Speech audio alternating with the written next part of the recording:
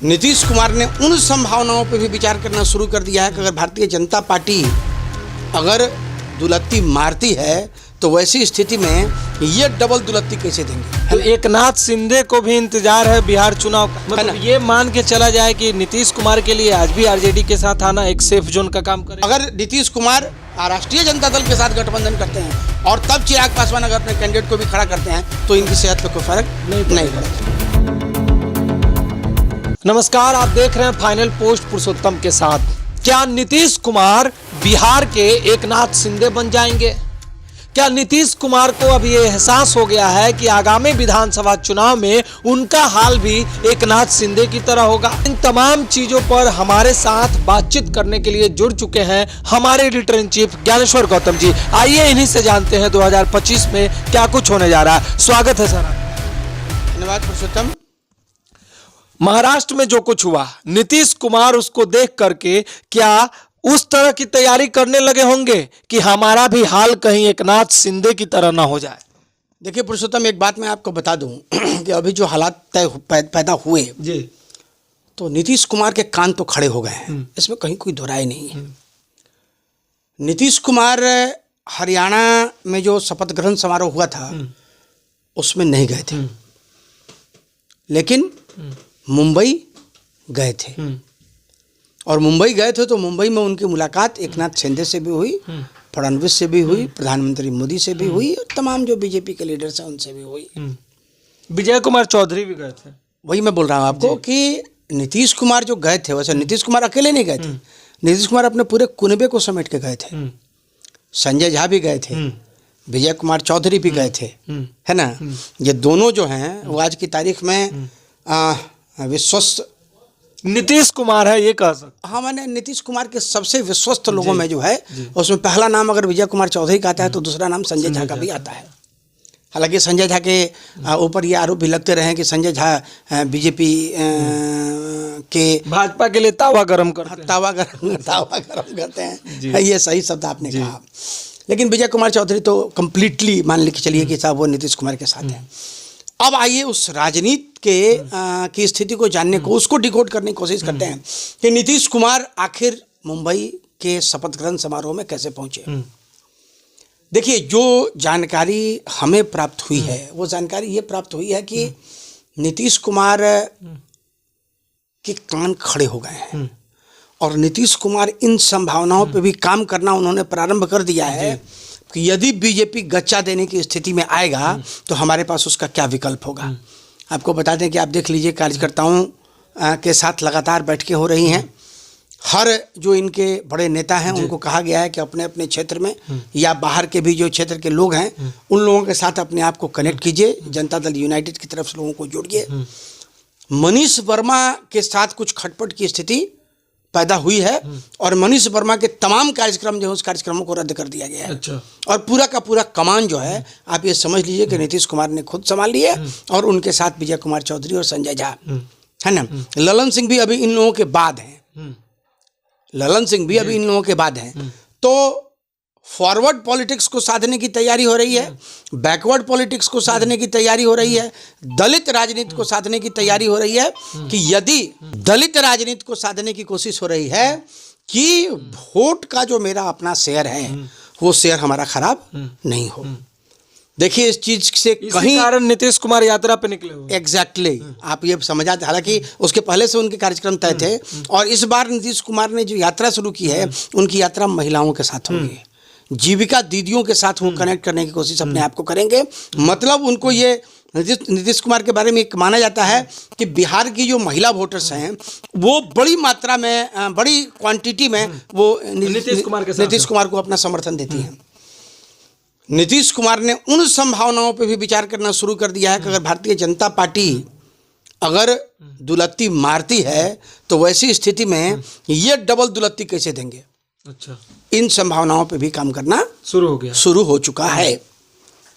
एक बात मैं आपको बताऊं कि हम लोग ये मान के चलते हैं कि नीतीश कुमार एक विजनरी लीडर हैं और नीतीश कुमार जैसे सामने वाले किसी व्यक्ति से अगर बात हो रही है तो उसके मन में क्या होगा ना, ये नीतीश कुमार एज्यूम कर लेते हैं, ये कैपेसिटी उस आदमी में है।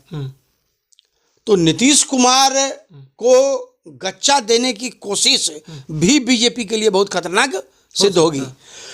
अब एक चीज आपको ये बता दें, एक तो नीतीश कुमार के समर्थन से बीजेपी की सरकार केंद्र में चल रही है, हालांकि शिंदे के समर्थन से भी सरकार चल रही थी, ठीक है। नीतीश कुमार, एक नाथ शिंदे और नायडू, अगर तीनों ने मिलके अपना समर्थन विड्रॉ किया और विड्रॉ करने के बाद वो समर्थन अगर इन्होंने इंडिया गठबंधन को दे दिया, तो वैसे स्थिति में बीजेपी की सरकार सेंट्रल में गिर जाएगी। तो एक नाथ शिंदे को भी इंतजार है बिहार चुनाव का। बहुत माकूल प्रश्न है आपका। एग्जैक्टली एक नाथ शिंदे को भी है, क्योंकि एक नाथ शिंदे के साथ जो बातें तय हुई थी वो प्री पोल अलायंस के तौर पर यह तय किया गया था कि परफॉर्मेंस आपका अच्छा हो या परफॉर्मेंस आपका बुरा हो, है ना। आपकी वजह से भारतीय जनता पार्टी वहां सरकार में आई है, और आपने जो एक बहुत बड़ा काम किया है कि भारतीय जनता पार्टी के बहुत दिनों तक समर्थक रहे शिवसेना को खंडित कर दिया। मतलब जो राज चलता था बाला साहब ठाकरे का, उस राज को खत्म कर दिया, और खत्म करने के बाद शिवसेना असली बाला साहब ठाकरे बन के उभर गए, है ना। भारतीय जनता पार्टी को हमेशा एक चीज की किरकिरी रहती थी, है ना, कि सत्ता में अगर आप मुंबई में हैं भी तो बिना ठाकरे परिवार के आप असंभव है, आप सत्ता वहां नहीं चला सकते हैं। असली सरकार बाला साहब ठाकरे की चलती थी। तो बाला साहब ठाकरे का साम्राज्य ध्वस्त करने में बीजेपी का सहयोग करने वाले एक नाथ शिंदे को भी मुंह की खानी पड़ी। हालांकि हमारे सूत्र बताते हैं कि बीजेपी ने मन बना लिया था, लेकिन संघ का हस्तक्षेप था, और संघ के हस्तक्षेप से देवेंद्र फडणवीस जो है वो मुख्यमंत्री वहां बने हैं। लेकिन भारतीय जनता पार्टी का जो प्री पोल अलायंस था, जो प्री पोल अलायंस में जो बातें तय हुई थी, जो कॉमन मिनिमम प्रोग्राम तय हुए थे, वो उस प्रोग्राम की बात अगर करें तो एक नाथ शिंदे को ही मुख्यमंत्री बनना था। आप एक चीज और पर गौर करेंगे तो आप देखिए, तमाम राजनेता वहां पहुंचे, फिल्मी दुनिया की हस्तियां वहां पहुंची, कॉरपोरेट सेक्टर के सारे लोग पहुंचे, लेकिन कॉरपोरेट सेक्टर में एक बहुत बड़ा नाम है अडानी। अडानी मंच पे नहीं पहुंचे, अडानी शपथ ग्रहण समारोह में नहीं गए, क्योंकि एक नाथ शिंदे ने अडानी की बहुत सारी कंपनियों को धारावी में 18-19 प्रोजेक्ट है, जिस प्रोजेक्ट पे काम दिया था। तो अडानी की भी नाराजगी सरकार से हुई है। और हम आपको बता दें कि अमित शाह और नरेंद्र मोदी ये दोनों चाहते थे कि शिंदे मुख्यमंत्री बने, लेकिन भारतीय जनता पार्टी की हस्तक्षेप था। भारतीय जनता पार्टी ने संघ ने नहीं चलने दी इनकी, और देवेंद्र फडणवीस बन गए। लेकिन मतलब उससे नहीं है, मतलब ये है कि बिहार में भी स्थिति को देखा जाए तो अगर भारतीय जनता पार्टी मजबूत स्थिति में आती है ना, तो क्या सत्ता की बागडोर बीजेपी अपने हाथ में लेगी? ये तो नीतीश कुमार नहीं चाहेंगे। देखिए, ये नीतीश कुमार किसी हालत में नहीं चाहेंगे, और आप देख लीजिए कि भारतीय जनता पार्टी के नेताओं के सुर बदलने शुरू हो गए हैं, है ना। ये घटना जब हुई है तो उसके बाद से ये तय किया कि नहीं, हम तो मुख्यमंत्री नीतीश कुमार जी के ही नेतृत्व में चुनाव लड़ेंगे, चुनाव के बाद हम लोग तय करेंगे कि क्या स्थितियां हो सकती हैं। तो भाई हाल ही में एक खबर आई कि मुख्यमंत्री नीतीश कुमार को इन सब चीज का एहसास हो गया है। अभी जो भी कार्यक्रम तय हो रहे हैं उसमें से दोनों उप मुख्यमंत्रियों का पोस्टर से नाम गायब कर दिया जाए, विज्ञापन से। जी बिल्कुल, विज्ञापन से भी नाम गायब किया गया है।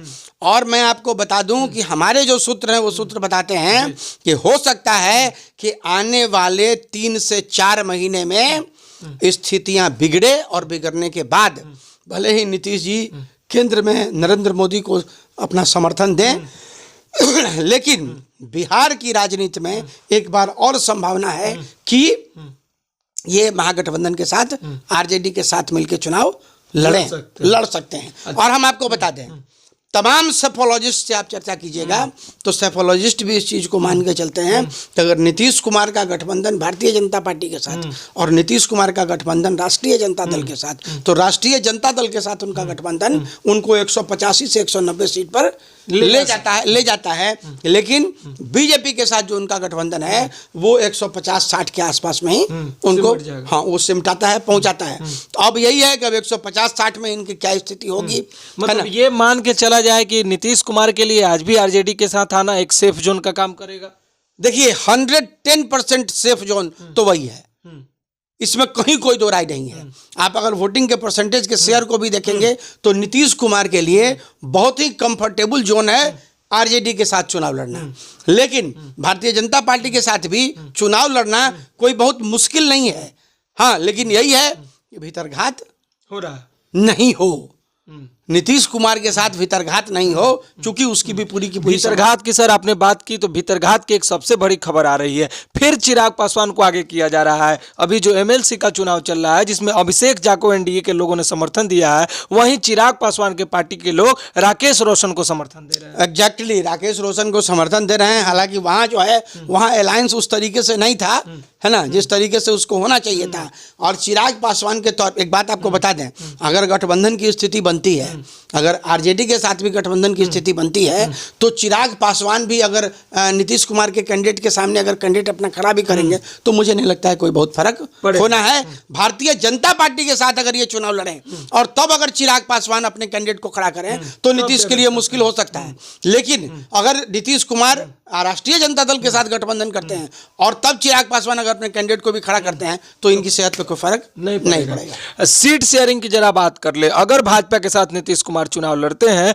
तो अगर 120 से कम सीटों पर नीतीश कुमार अपने आप को प्रेजेंट करते हैं तो फिर नीतीश कुमार के लिए मुश्किल हो सकता है। चिराग पासवान को 20 से ज्यादा सीट मिले तो भी मुश्किल हो सकता है, क्योंकि अगर नीतीश कुमार को साइड करके चिराग पासवान, उपेंद्र कुशवाहा, जीतन राम मांझी और भाजपा चारों लोग का अगर सीट का शेयर सबसे ज्यादा आ जाता है तो फिर नीतीश कुमार को तो साइड कर दिया जाएगा। देखिए, तो ये नीतीश कुमार को एहसास हो गया है। देखिए, एक चीज मैं आपको बता दूं, सीट शेयरिंग में आप अभी तक जो भी गठबंधन भारतीय जनता पार्टी के साथ नीतीश जी के हुए, उन गठबंधनों पे आप अगर ध्यान देंगे तो तमाम तरह की बातें होती रह गई, लेकिन हुआ वही जो नीतीश कुमार ने चाहा।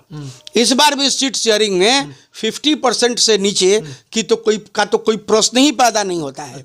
अगर 100 सीट पर नीतीश लड़ेंगे तो 100 सीट पर बीजेपी लड़ेगी, 120 सीट पर अगर नीतीश लड़ेंगे तो 120 सीट पर नीतीश लड़ेंगे, है ना। तो ये आप मान के चलिए कि वो जितना बीजेपी लड़ेगी उतना, भले बीजेपी के साथ जो एलीज हैं, नीतीश कुमार के साथ एलीज नहीं है, एलीज जो भी हैं वो बीजेपी के साथ हैं। जीतन राम मांझी हो, चिराग पासवान हो, उपेंद्र कुशवाहा हो, इसमें से किसी का गठबंधन नीतीश कुमार के साथ नहीं है, वो सारा का सारा गठबंधन बीजेपी के साथ है। तो बीजेपी अपने सीट में से सीटों का बंटवारा अपने गठबंधन के साथियों के लिए करे, लेकिन नीतीश कुमार आधा आधा पर ही मानेंगे, उससे नीतीश कुमार को घटाया नहीं जा सकता है। विधानसभा में तो बिल्कुल नहीं है। अच्छा, विधानसभा में तो एक सीट पे आप ज्यादा लड़ भी गए थे, विधानसभा में तो कोई संभावना ही नहीं है। चलिए, बहुत बहुत धन्यवाद सर आपका। तो जैसा कि आप देख रहे थे कि बिहार पॉलिटिक्स में नीतीश कुमार को तो ये बिल्कुल एहसास हो गया है कि हमारे साथ भी कहीं वही हश्र न हो जाए जो एकनाथ शिंदे के साथ हुआ है। तो नीतीश कुमार तो विजनरी लीडर है, उन्हें ये एहसास हो गया है और वो अब इस पर पहल करना और काम करना भी उन्होंने शुरू कर दिया है। आगे क्या कुछ होगा हमारी पैनी नजर रहेगी। बने रहिए आप हमारे साथ, देखते रहिए फाइनल पोस्ट। बहुत बहुत धन्यवाद।